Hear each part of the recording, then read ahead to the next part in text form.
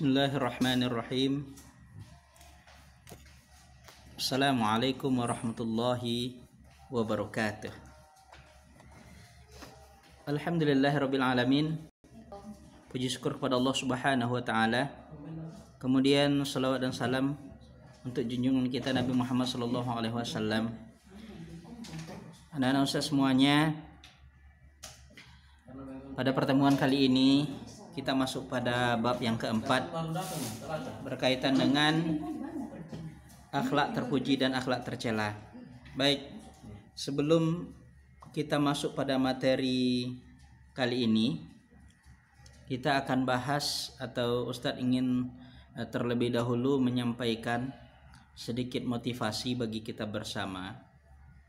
Yang pertama, segala sesuatu kebaikan yang kita kerjakan hanya akan mendapatkan pahala dan balasan dari Allah Subhanahu wa taala jika kita dasari dengan niat yang ikhlas karena Allah Subhanahu wa taala. Kemudian untuk mendapatkan hasil dari usaha yang maksimal, maka kita harus bersungguh-sungguh dalam melaksanakan segala sesuatunya. Ya. Baik, dan anak ustaz semuanya, kita mulai dengan bismillah. Pelajaran akidah akhlak untuk kelas 5 bab yang keempat. Materi kita adalah tentang membiasakan akhlak terpuji dan menghindari akhlak tercela. Dalam bab ini yang akan kita bahas adalah satu, perilaku optimis, qanaah dan tawakal. Yang kedua adalah sikap pesimis, bergantung, serakah dan putus asa. Jadi ada sifat terpujinya atau akhlak terpuji dan juga ada akhlak tercela. Apa saja contoh-contohnya dalam kehidupan kita sehari-hari dan bagaimana cara kita untuk mengamalkan atau menjauhinya? Maka mari kita bahas mulai dari materi. Yang pertama, perilaku optimis dan qanaah serta tawakal. Kita pahami terlebih dahulu maknanya. Optimis artinya keyakinan bahwa kita memiliki kemampuan, harapan untuk sukses, untuk berhasil, sehingga kita punya motivasi, punya dorongan, punya semangat untuk menggapai apa yang kita inginkan. Itu disebut dengan optimis. Untuk apa optimis itu? Supaya ghirah atau semangat dari badan kita itu, dari hati kita itu keluar. Sehingga kita punya keinginan untuk maju, untuk bekerja lebih rajin lagi, untuk bekerja lebih serius lagi. Sehingga semakin teratur dan terarah. Itu manfaat dari optimis. Contohnya seperti apa? Contohnya kalau dalam kebiasaan kita sehari-hari, mungkin target kita ingin menghafal Al-Quran. Ingin menghafal Al-Quran, kita lihat teman ada yang 1 bulan sudah bisa 1 juz hafalannya. Sementara kita 1 bulan belum lagi setengah juz. Ketika kita optimis untuk bisa menyamai ataupun bisa mengalahkan hafalan teman kita, dan dengan usaha yang kuat, dengan semangat yang gigih, maka kita berupaya semaksimal mungkin menggunakan semua kesempatan yang ada untuk melakukan hal itu, sehingga kita bisa nantinya mencapai target sesuai dengan yang kita harapkan. Itu disebut dengan optimis. Yang kedua, qanaah. Makna dari qanaah itu adalah memiliki rasa atau merasa cukup dengan apa yang sudah ada yang kita miliki saat ini. Merasa cukup berarti mensyukuri apa yang kita dapatkan, apa yang kita miliki. Manfaatnya apa?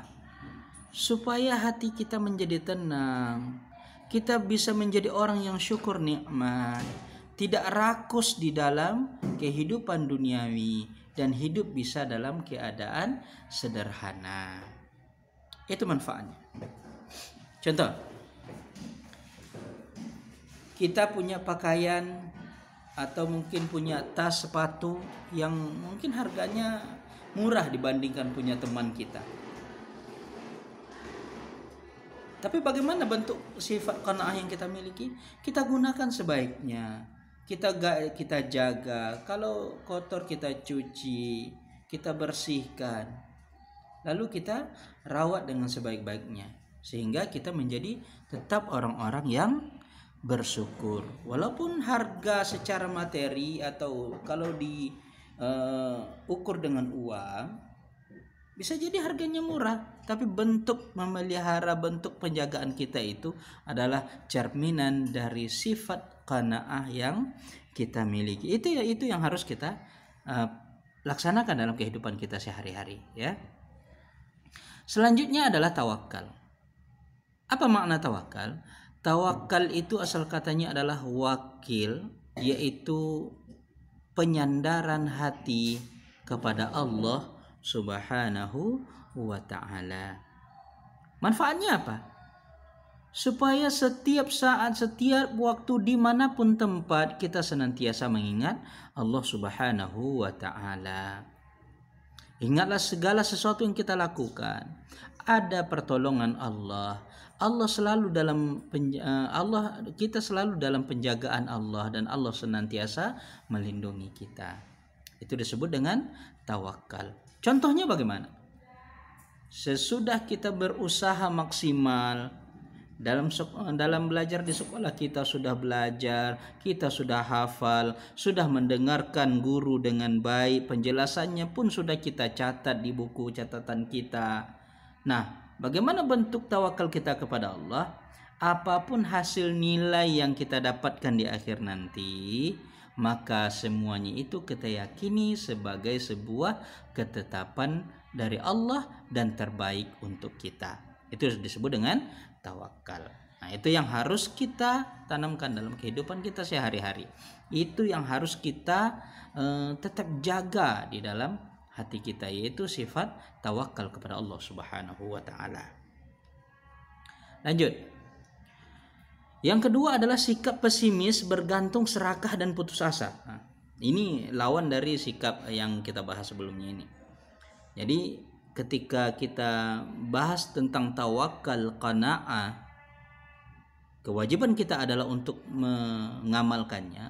Maka ini sebaliknya, pesimis, bergantung, serakah, dan putus asa. Ini adalah sifat-sifat yang buruk yang mesti kita buang jauh-jauh dari kehidupan kita. Yang pertama, pesimis. Apa arti pesimis? Pesimis ini lawan dari optimis, ya, yaitu rasa ketidakyakinan, ragu-ragu dengan kemampuan, atau tidak percaya diri, dan mudah putus asa. Itu pesimis namanya. Akibatnya apa?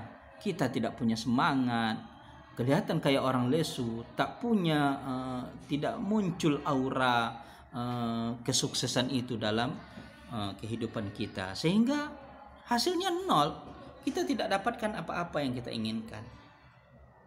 Karena apa? Kita jadi gelisah, malas untuk mengerjakan itu. Karena motivasi itu, keinginan itu, dan semangat itu hilang. Nah, contohnya bagaimana? Ketika kita diperintahkan oleh orang tua untuk melakukan sesuatu, sebenarnya kita mampu, bisa kalau kita kerjakan. Tapi bagaimana ketika yang mengganggu itu adalah sifat pesimis dari tubuh kita, dari dalam diri kita? Maka yang pertama kita nolak, yang kedua kita mengeluh, janganlah ya, janganlah bu, nggak usah saya lah ustazah, yang lain saja. Nah, itu adalah kata-kata yang keluar dari mulut orang-orang yang memiliki sifat pesimis. Tidak semangat dia tidak yakin dengan kemampuan dirinya. Nah, itu. Yang kedua, bergantung itu artinya adalah hanya mengandalkan orang lain dalam setiap urusannya. Di rumahnya hanya mengandalkan orang tuanya, hanya mengandalkan kakak dan abangnya. Di sekolah hanya mengandalkan guru-guru dan teman-temannya. Dia sendiri nggak mau. Dia sendiri tidak mau berusaha, tidak mau mencoba. Itu sifat bergantung. Akibatnya apa? Selalu menyusahkan orang lain, selalu mengganggu orang lain. Sedikit aja pekerjaan, minta tolong orang lain. Dia tidak berkembang, tidak punya keinginan, sampai-sampai resikonya adalah tidak bisa atau tidak punya harga diri, tidak dihormati orang lain karena selalu minta tolong kepada orang. Itu. Contohnya adalah jika mengerjakan segala sesuatu, tunggu dulu sarannya. Ini tidak mau berusaha. Ini saya harus bisa, tidak ada itu. Ditunggu dulu temannya, diajarin dulu temannya, dibantu dulu. Bahkan sampai selesai pun temannya yang bantuin, orang tuanya yang menolong, ustazahnya yang menyelesaikan. Ini ciri-ciri dari orang yang punya sifat bergantung kepada orang lain. Selanjutnya serakah. Maknanya adalah tidak pernah merasa cukup dengan apa yang sudah dia miliki. Berbeda, ini lawan dari qanaah atau maknanya berbalik dari sifat qanaah. Tidak pernah merasa cukup dengan apa yang dia miliki, yang dia capai. Akibatnya ketika ingin selalu memiliki yang lebih, akhirnya aturan tidak lagi dipedulikan, tidak lagi punya harga diri, tidak lagi dihormati. Karena apa? Karena dia sudah mengikuti hawa nafsu, dan dia tidak akan menerima kebenaran dan saran dari orang lain. Contohnya, kalau dia sudah mendapatkan sesuatu atau untuk mencari harta, dia tidak akan pikirkan, oh ini haram nggak ya, ini halal nggak ya, ini dilarang oleh Allah atau tidak ya. Tidak dipikirkan itu menjadi pertimbangannya. Yang penting dia dapat banyak dan bagaimana upaya supaya cepat didapatkan dan dengan cara yang instan. Nah, contohnya orang-orang yang korupsi, maling, menodong, begal, itu pun juga merupakan orang-orang yang suka putus asa, orang-orang yang serakah. Dia mengambil hak orang lain tanpa haknya. Yang keempat adalah putus asa. Putus asa adalah penilaian anggapan pada diri sendiri bahwa dia adalah orang yang gagal, orang yang tidak bisa mendapatkan apa-apa, orang yang suka untuk bermalas-malasan. Ini artinya orang-orang yang putus asa. Akibatnya apa? Tidak mau diberikan tanggung jawab. Ketika diberikan tanggung jawab, tugas, beban, dia lari. Lalu yang terakhir, dia tidak akan mendapatkan karunia dan pertolongan Allah Subhanahu wa taala. Karena Allah tidak akan menolong orang-orang yang berputus asa. Ini larangan Allah, wala tayasu min rahmatillah. Jangan berputus asa dari rahmat Allah Subhanahu wa taala. Contohnya, ketika dia sudah pernah gagal, dia malas, tidak mau berusaha lagi dan suka murung. Ini bahaya dari putus asa. Karena itulah Allah tidak menginginkan kita berputus asa. Dan Ustaz semuanya, demikianlah materi tentang akhlak terpuji dan akhlak tercela. Kesimpulannya adalah akhlak terpuji yang sudah kita pelajari, maka amalkanlah, laksanakanlah dalam kehidupan sehari-hari.